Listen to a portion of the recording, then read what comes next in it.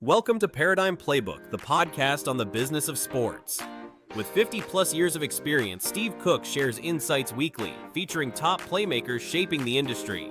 Get ready to script your next play. Now, here's your host.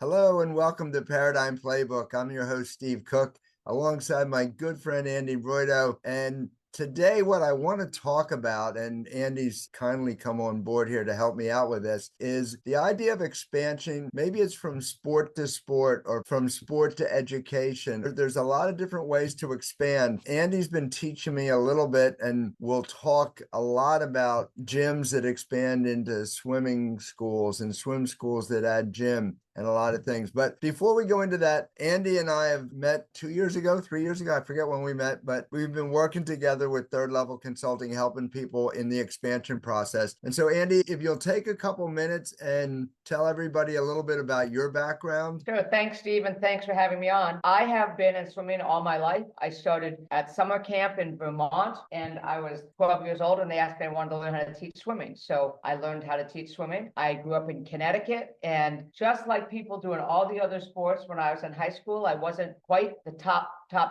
And like everyone else that's not that, I decided I'm not going to be on this team. I'm just going to teach swimming. Started teaching swimming, taught through college. And then I had the opportunity to be an aquatics director at a YWCA in Connecticut. And then I moved to Southern California, which was then the mecca of swimming. In 1985, moved to Boca Raton and ran the swim school at the Mission Bay Aquatics Training Center. And then we became Quality Swimming. And 12 years ago, I was lucky enough to sell my business to two of my employees and start Swim Consultant.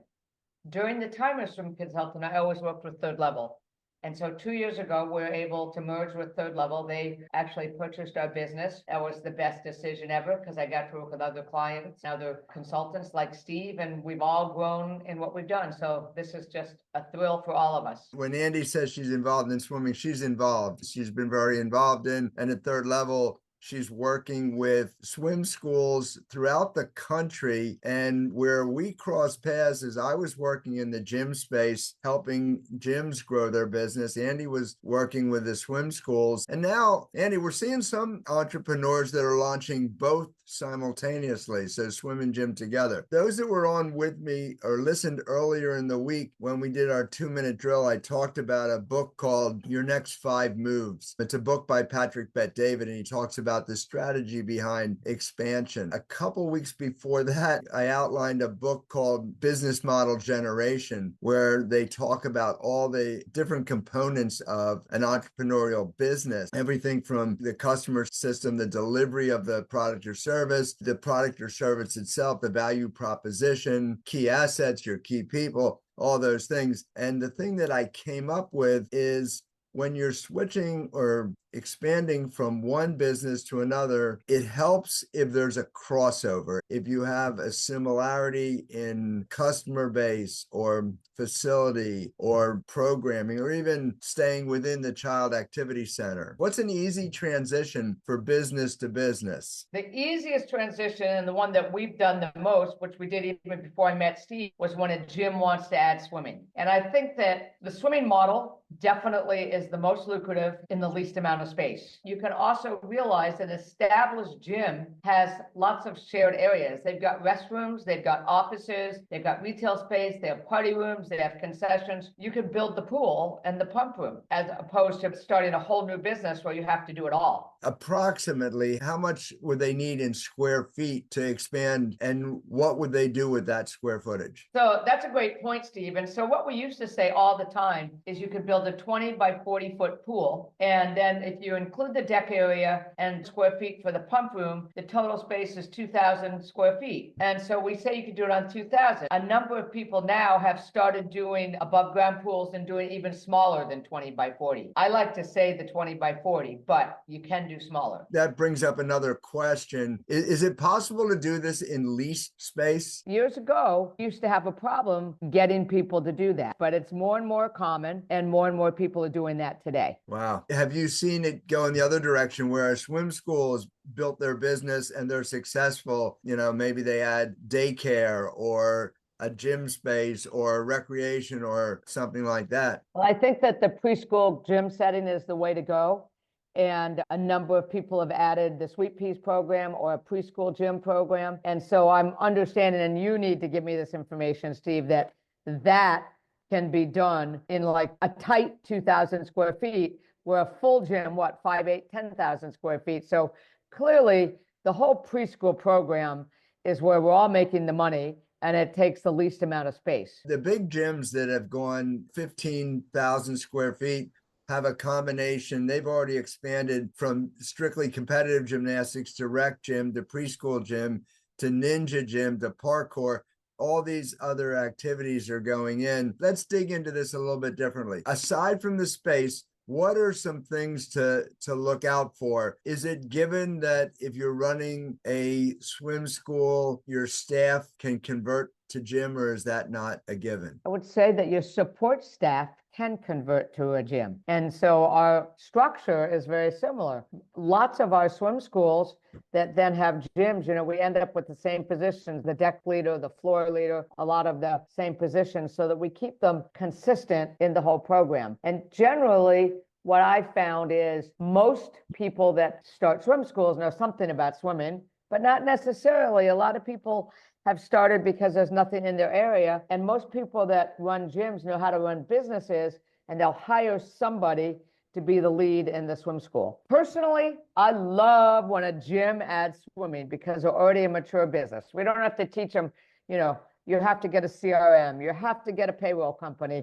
A total mature business is so easy to start another activity, as opposed to some of these people we start, Steve, that are brand spanking new. We have to give them every piece of information there is. This is something that I say, you're a good business owner and you're running a hardware store, or a laundromat, or something else, and then you want to get into the child activity center business. It seems to me that is a more difficult leap than going from kid program to kid program. That is a more difficult leap, but there's still the thing of understanding business and understanding what it's take. We have a client right now that's just bought a swim school, and now he's going to build 2 other swim schools. And he was not in the swimming business, but he was in business and understood what business is. We didn't need to teach him how to do, what you have to do on payroll and things like that. So I think there's so many ways that we can do it. The real answer is that the mature businesses, that's the same thing as hire the personality, train the skill. What do we talk about with teachers? Hire the personality, train the skill. If we have a mature business, they know how to run the business. What we need to teach them is, this is a different business. Now we need to teach them what swimming is, or we need to take the swim people and teach them what gym is. And yes, people have cross-trained. Yes. But usually people will hire someone with the other activity that has a specialty, but not always. So are you seeing people do this, an adjacent business in a non-adjacent facility? So the gym is cross town, but they can still cross market to their database. So here's the deal. Most people that have a gym that want to add swim, they would love for it to be all at the same facility. But guess what? If there's not enough room and they're buying into the swimming thing, then they will do it across town, and they can cross market. And I hate to always put this in, but I always have to remember, let's just remember that swimming saves lives. Swimming is a necessity. Other programs are a luxury. I'm not opposed to the other programs, but drowning is a leading cause of death in children under the age of 5, the second leading cause of death in all children. It's also the 5th largest cause of unintentional death for people of all ages. So I think that it's really important that we are all talking about the importance of swimming. So obviously I agree with that wholeheartedly. And I feel like we each look at our passion sport a little bit differently. And I get that swimming saves lives, and those in gymnastics will tell you gymnastics builds lives because all it does. And then dance perfects lives. If I'm looking at strictly the business side of it, then are we saying that the margins are similar? That's a good question also. Most people feel that the margins that we're making more money in swimming because we're doing half-hour lessons in a smaller space. So for example, if we're going to run a swim school, we can run 4 teachers at a time in that space. Our income is going to be $3,500 per hour per month. And so depending on how many hours you run, ability to earn money is greater in the swim school? The student teacher ratio is something that we talk about in every sport. There are bigger dance classes. I'm in the baseball business, and we can easily run a class with 15 kids and one instructor because we're duplicating activities and it's a command activity type thing. Swimming, I wouldn't expect that that's true. No, so we usually use, except for the advanced levels, no more, 3 or 4 per students per teacher, but we use a much, much, much, much smaller space. Is the income to the entrepreneur less per lesson, more per lesson? How does it compare? Have you seen between? You really have to do it hourly to figure it out because of the number of spaces, like the number of stations that we're going to use. We can run in that same 20 by 40 pool. You can run 6 or 7 teachers at a time because the stations are much smaller. So it's definitely easier to wrap the revenues up. The swimming is definitely turned out to be a little bit of an easier model, but it doesn't mean that we're not making money on all of them. And then that cross marketing, because the whole goal is to keep the family in the building forever. Yeah, so we talk all the time about customer lifetime value. The good thing about swimming and gymnastics now is that we try to pull kids in at 2 years old or younger maybe. And so if you can keep them from 2 to 15, then that customer lifetime value is very high, whereas other activities, other businesses don't have that same stretch. I want to go one other direction. We're assuming that those take different spaces. I want to stay within a space, and we'll let you stay within swimming and say, so we're running a learn to swim. I assume that I should ask this and not assume it. Is most of what a swim school does learn to swim, taking customers that can't swim and teach them to swim? Is that the majority? Well, that's most of it. Babies and toddlers is the most of it, but there's a lot of programs that keep the children in through little pre-team lessons and pre-swim team. That's not the most of it, but obviously if you're talking about customer lifetime value, what programs are we going to do after the basic learn to swim? And some programs are very small and they just move them on, and others, their intention is to keep them in the program. So it depends really on the size of the facility and how busy they are. I know some swim schools, they can't wait to get them out of there as soon as they've learned their strokes. The goal is to keep them in because customer lifetime value and keeping the place full. The real answer is that it is way, way lower percentage, like this much, tiny little percent of swim schools that have a competitive program. Where gyms know the competitive program is not really where the money is. You tell me, what percentage of gyms have competitive? A much higher percent than swimming. Most of them. Now, some of the things that are new to gyms now are performance gymnastics, where it's done more on the dance school model. You're preparing the student for a recital, not a competition. Is there any opportunity for adult swim in the swim school model? Do you have adult customers in that model? Yes, I'm 100% in favor of adult customers. We have so many adults that do not swim. The average adult cannot swim. I think it's 75 yards, and it's so important that we teach swimming. Many schools have stopped it because they're too busy. They say there's no room, but I am an absolute proponent of adult swim lessons. It fills the pool in the morning, it fills the pool at night. And again, it's a safety factor. These adults are with the children. We've over the years had many, many adults, and it's people that send their nannies because their nannies are with the kids. And that's a big program. It's interesting. Are all swim schools relatively the same size? Is the pool the same size, or is there some people will have a little tiny, like I said, the 20 by 40, some will go at 20 by 30, all the way up to a competition size pool, 25 yard, 75-foot pool. It depends on what else the program is going to be used for. Those inch for inch, gallon for gallon, those aren't the ones that are going to make a lot of money. However, what if your goal is to have a swim team? So there you got it. But more 25 by 50 is the size that I say is your average. If I had to go, some go smaller, some go bigger. I always say 25 by 50 is the average. And that's the most common. Are there swim schools that outgrow themselves and then open a second pool? Oh yeah, and they open a second pool, like especially those at least, they just get the building next to it. Our friends at Salem Gymnastics and Swim, they were in business almost 40 years and they own their property. So They just built right out of the side wall onto the field and added their swimming pool because they own the property. They did that like 8 years ago. Let's go to the other side of this. Now, what are the challenges? What are the problems that you see? And as long as we've kind of stuck to gym and swim, let's stay there for a minute. What are the challenges from one to the other? Well, I think you have to have people that are qualified in both. You have to know somewhat the nuances, but I don't think there's that many challenges as long as you hire the personality and train the skill. And all of us really believe in, high level training and make sure we train the teachers. I don't think it's really see any challenges. In the gymnastics world, most gyms will tell you they have trouble finding coaches now. Oh, well, of course, I'm sorry. That's a challenge for everybody. They go out looking for people that already know gymnastics. When you're hiring a swim teacher, not a coach, I'm not talking someone that's coaching a team. Hire the personality, train the skill. I'd always rather train them to teach the way we teach. Mothers that, now they've got half a day in the morning, hire the personality, train the skill. Do swim schools share curriculum? Some do, some don't. Some people have their own. Some people use a Red Cross curriculum. We have a curriculum that we sell, but I'm not, I don't push that. We have a lot of schools that have had a curriculum they've had started when they were little, and it's grown with them and it's gotten bigger, and they're like, this is how we teach. This is my way. Can you help us organize it? So we spend a lot of time. We've worked with a lot of schools, taking what they have, helping them to organize it.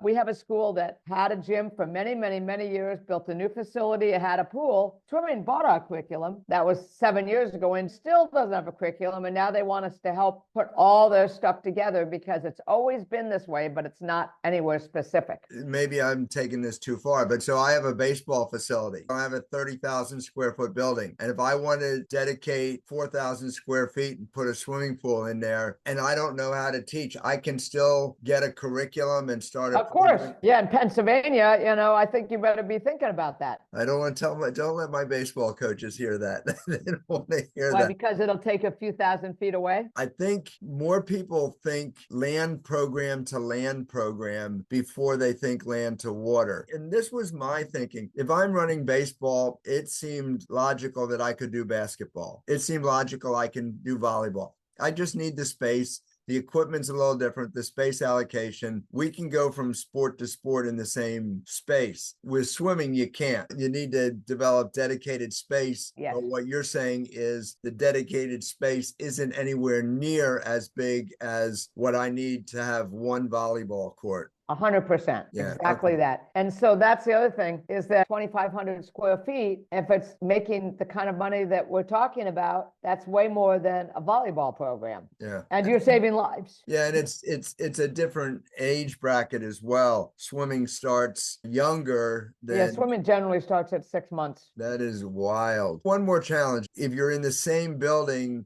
the temperature range in the pool area versus the gym area is dramatically different. You're in a much warmer climate, interior temperature. How warm is the air temperature in a swimming pool? Well, generally, if we have the swimming pool water, 89 to 91, then you want the air temperature about 87 degrees. And the big issue is what do you do with the changing rooms? Because you don't want them to be at that 87 degrees, but you don't want them to be as cold as they are out in the gym. So in the ideal world, and it's not always the case, but when I get my way, you have 3 temperatures, the gym, the pool, and the locker rooms. And that's really not hard to do as long as you plan for that in advance. But it doesn't always happen. But that to me is ideal. I just keep thinking of other things. You got me off on this swim thing. The hours of operation of a swim school. A swim school is like any place else. It's very regional, whether you have business in the morning. A lot of schools are only open a couple mornings a week, a couple of teachers. But, they're basically jam-packed from 3 to 8. 5 days a week and Saturday and Sunday if you want to be. Some people don't want to open Sundays. Some people don't want to open Friday nights. But we have many, many clients that have some morning hours, but not as much. And they're like 3 to 8. We have some clients that are full in the mornings. That's very regional. How many kids go to preschool and all of those things. This is fascinating. Have you seen any place where they're opening up a swim school and it just didn't work? They tried it for 2 years and then they gave up. Is there a reason it might fail? Well, I did have one and it failed, and it was 100% 2 mamas that decided to build a swim school, and it was a beautiful facility, and they just fought and whatever. First they were mad at me, so they fired me, and then I noticed that they sold it, and a guy has bought it and he's doing very well with it. So usually it's some sort of management. Okay, so that's a management issue, a partner issue, I thought it was. not a business model issue. Well, I guess, Steve, if you just say, I want to build a swim school here, and you don't do your homework, you don't check the demographics, you don't figure out, and you build a swim school in a not very populated area, and there's already 3 swim schools. So, but my point is, if we do our homework, we're okay. But why would we spend that much money and not do our homework ahead of time? That is fascinating. I didn't intend to spend the whole time on swimming, but it fascinated me so much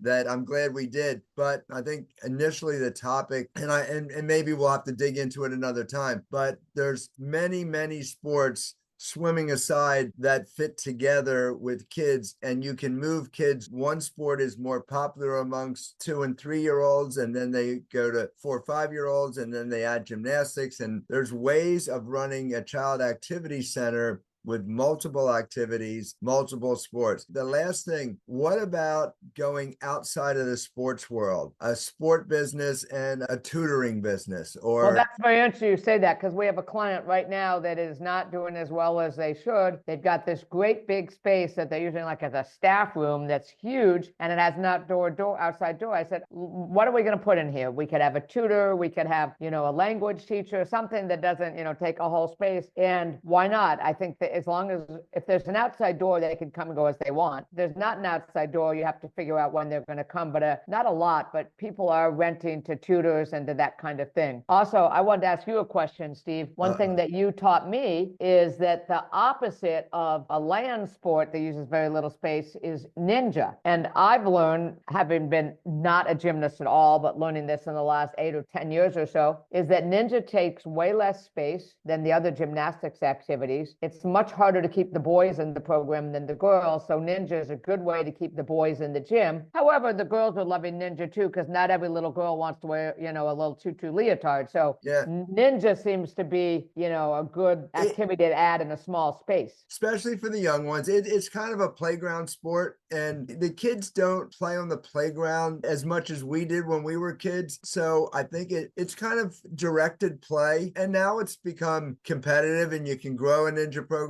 But you're right, Andy, you can start, if you're doing a swim school and you have 1,000 or 2,000 square feet, you can start a ninja program and keep the kids involved longer. We keep talking about customer lifetime value. So Andy and I could talk forever about this. Tell everybody what you do now, your career. Tell us about Swim Consultant. Well, we are here to help you fix your business, to help your business, to support your business.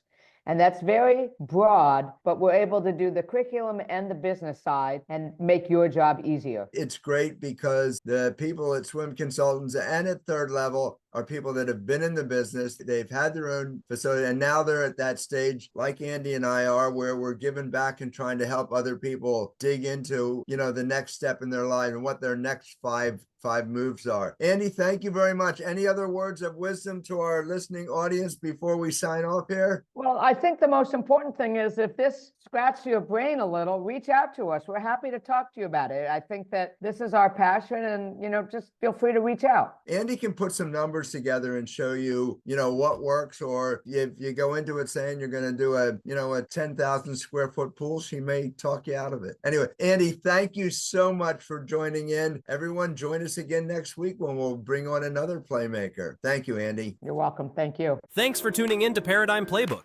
Explore more at ParadigmPlaybook.com. Want to be a playmaker? Contact StephenJCook.com. Share this episode to spread the word about sports industry opportunities. See you next week.